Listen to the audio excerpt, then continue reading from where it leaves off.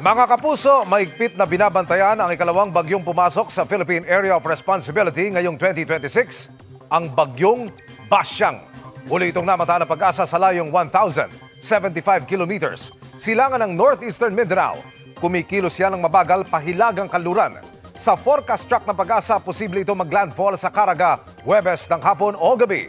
Maaari nitong tawirin ang Visayas at Palawan sa mga susunod na araw. Pwede pang magbago ang pagkilos nito kaya patuloy na tumutok sa updates.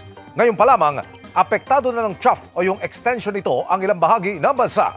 Kasabay niya ng epekto pa rin ng amihan at localized thunderstorms.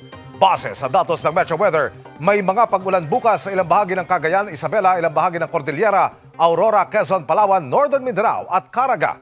Maging handa pa rin sa banta ng baha o landslide. Sa Metro Manila, mababa pa sa ngayon ang tsansa ng ulan pero maging handa pa rin at